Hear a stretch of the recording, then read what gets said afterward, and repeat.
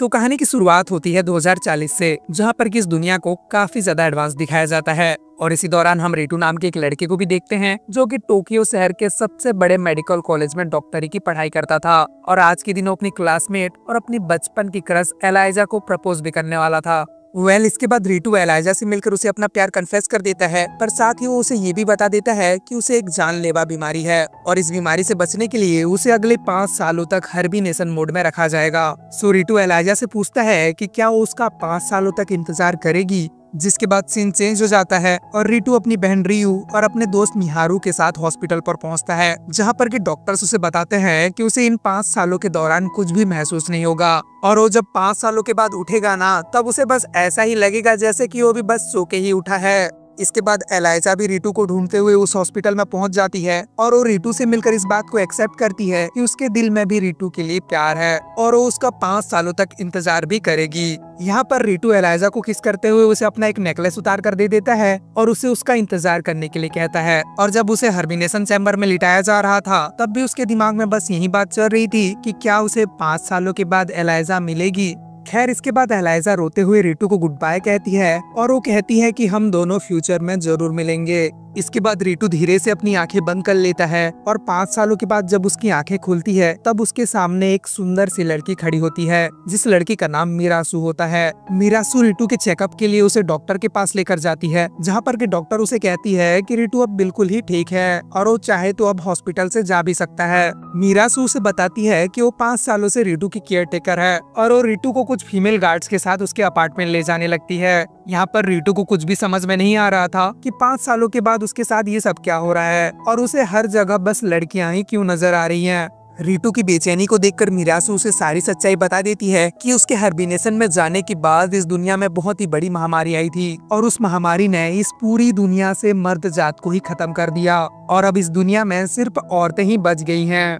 रितु मिरासु की बातों को तो ध्यान से सुन रहा था, पर अब भी उसको उसकी बातों पर यकीन नहीं था। पर जब गाड़ी रुकती है और रितु बाहर आके देखता है, तब उसको उसके अपार्टमेंट के बाहर भी सिर्फ लड़कियां ही नजर आती हैं। रितु को देखकर एक औरत भागते हुए आती है और उससे फिजिकल होने का ट्राई करती है, पर तभी वो फीमेल गार्ड्स आकर उस महिला को रितु से दूर कर देती हैं। अब यहाँ पर मिरासु रितु को डिटेल में बताती है कि उस वायरस का नाम मेल किलर है और उस वायरस ने पूरी दुनिया से 99.99 मेल्स को खत्म कर दिया और अब रितु के अलावा सिर्फ 3 और मर्द ही इस दुनिया में बचे हैं। ये सब सुनकर रितु उससे पूछता है कि वो इस मेल किलर वायरस से कैसे बच गया। तब मिरासु रितु को ये बात बताती है कि उसके जिंदा बच जाने की वजह उसकी वो बीमारी थी, जिसकी वजह से उसे हाइबरनेशन मोड में रखा गया था और रितु के अलावा उन 3 मर्दों को भी वही बीमारी थी जिसकी वजह से वो जिंदा बच गए हैं। इसके बाद मिरासु उसे आगे बताती है कि तुमसे पहले भी एक शख्स को होश आ चुका है जिसको कि तुम्हारी तरह हाइबरनेशन मोड में रखा गया था और अगर तुम लोग चाहो तो यहाँ मौजूद हर एक औरत के साथ फिजिकल रिलेशन बना सकते हो, जो कि एक साइंटिफिक प्रोसेस होने वाला है और मेल पॉपुलेशन को वापस लाने का बस यही एक तरीका बच गया है। पर अभी के लिए रितु मिरासु को मना कर देता है क्योंकि वो सबसे पहले अपनी बहन से मिलना चाहता था।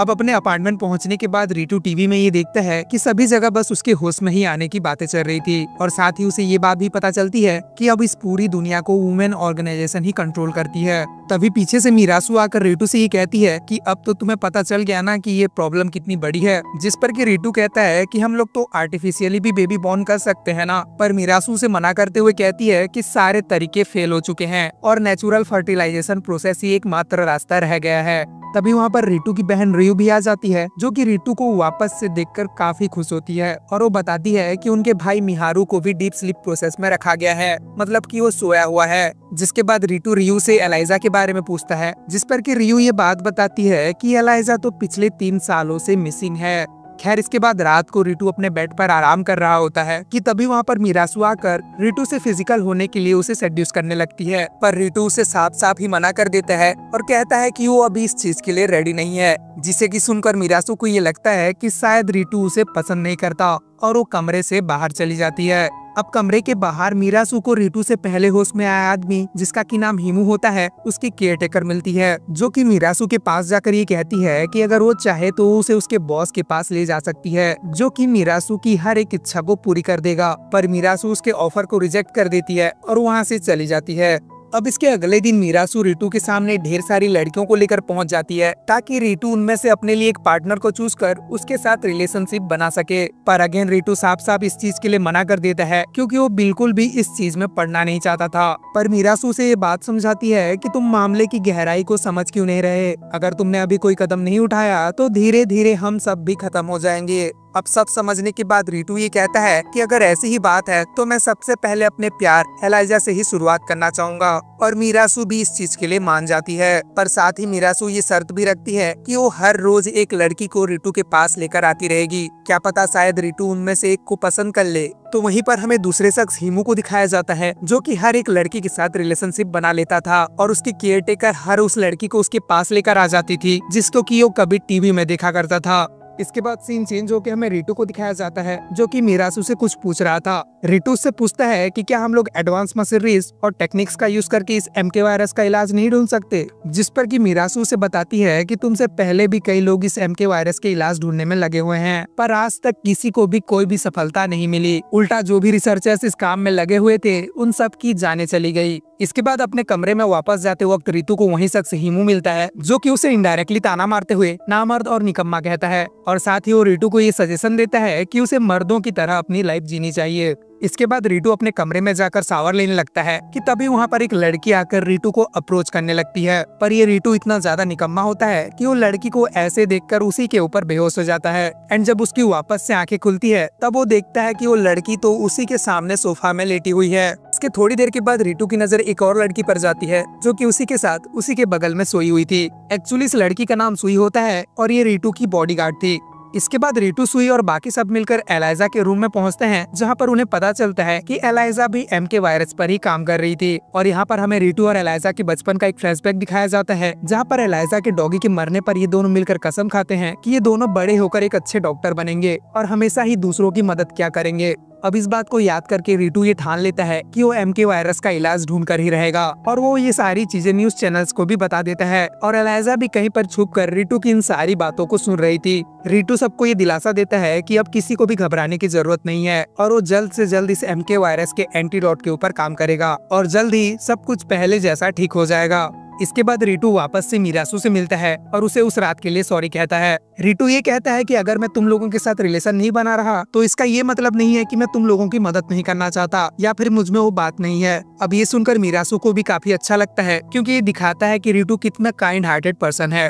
दूसरी तरफ रितु के इस लाइव अनाउंसमेंट को सुनकर एक जापानीज एजेंसी बिल्कुल भी खुश नहीं थी क्योंकि वो लोग चाहते थे कि रितु भी हिमू की तरह ज्यादा से ज्यादा लड़कियों के साथ सेक्स करे और अगर वो ऐसा नहीं करता तो उन्हें तीसरे शख्स को होश में लाना होगा जिसका की नाम डोई होता है। यहाँ से हमें एक फ्लैशबैक में डोई का पास्ट दिखाया जाता है और हमें पता चलता है कि डोई काफी ज्यादा इंट्रोवर्ट लड़का था और उसके स्कूल में उसे सारे बच्चे बुली किया करते थे और सिर्फ उसकी पियानो टीचर को छोड़कर कोई भी उससे ढंग से बात भी नहीं करता था। और एक दिन जब डोई बीमार पड़ता है तब उसे पता चलता है कि उसे भी रितु की तरह वही जानलेवा बीमारी है और उस बीमारी से बचने के लिए उसे भी रितु की तरह 5 सालों तक हर्बिनेशन मोड में रहना होगा। और जब उसे हर्बिनेट किया जाने वाला था तब वो गॉड से बस यही प्रे करता है कि 5 सालों के बाद ये दुनिया थोड़ी सी अच्छी हो जाए। अब प्रेजेंट में जब डोई को होश आता है तो उसे उसकी केयर टेकर कैरन वेलकम करती है और साथ ही वो डोई को ये चीज भी बताती है कि उसके फादर को इस एमके वायरस से बचाने के लिए डीप स्लीप में रखा गया है। इसके बाद डोई उससे अपनी माँ और बहन के बारे में पूछता है जो कि अमेरिका में रहा करते थे, जिस पर कि कैरन उसे बताती है कि उसे सिर्फ जापान में रहने वाले लोगों के बारे में ही पता है और वो उसके माँ और बहन के बारे में कुछ भी नहीं जानती।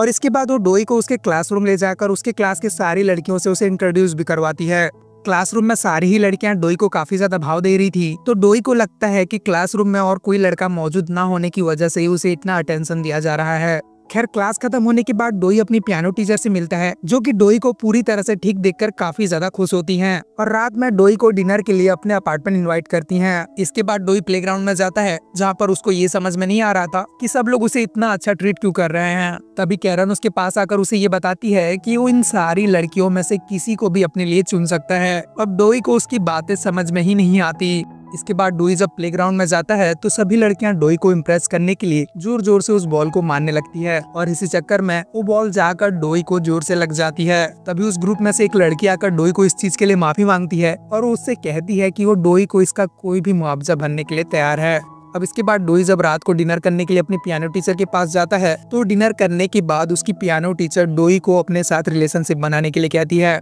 और डोई इस चीज के लिए मना नहीं कर पाता और वो अपनी पियानो टीचर के साथ नाइट स्पेंड कर लेता है। और अगले दिन जब उसकी आंखें खुलती है तो वो अपनी पियानो टीचर के पास जाकर उसे हक कर लेता है। उसकी पियानो टीचर पूछती है कि क्या डोई अब अच्छा महसूस कर रहा है, जिस पर कि डोई कहता है कि उसे खुशी है कि उसने उस लड़की के साथ रिलेशनशिप बनाया जिसे कि वो हमेशा से पसंद किया करता था। खैर इसके बाद कैरन डोई को और लड़कियों से मिलवाती है और उसे कहती है कि उसे हर हफ्ते एक नई लड़की के साथ अपना रूम शेयर करना होगा, जिस पर कि डोई को थोड़ी हिचकिचाहट होती है, पर कैरन उसका ब्रेन वॉश करके उसे इस चीज के लिए राजी कर लेती है। इसके बाद कैरन के कहे अनुसार रात को एक नई लड़की डोई के साथ नाइट स्पेंड करने आती है। नेत्सु डोई को अपने पास्ट के बारे में बताती है कि किस तरह से उसकी शादी जबरदस्ती एक अधेड़ उम्र के अमीरजादे से कर दी गई थी, जो कि उसे बहुत ही ज्यादा टॉर्चर किया करता था। खैर नेत्सु बताती है कि उसे डोई से पहली नजर का ही प्यार हो गया था और वो हमेशा से अपना कुछ समय डोई के साथ बिताना चाहती थी। अब इनकी थोड़ी देर तक ऐसे ही बातें चलती है और नेत्सु डोई के साथ फिजिकल रिलेशनशिप बनाने में कामयाब हो जाती है। दूसरी तरफ हमें रिटू को दिखाया जाता है जो कि MK वायरस का इलाज ढूंढने में लगा हुआ था और उसके अपार्टमेंट के बाहर लड़कियों की लाइन लगी हुई थी,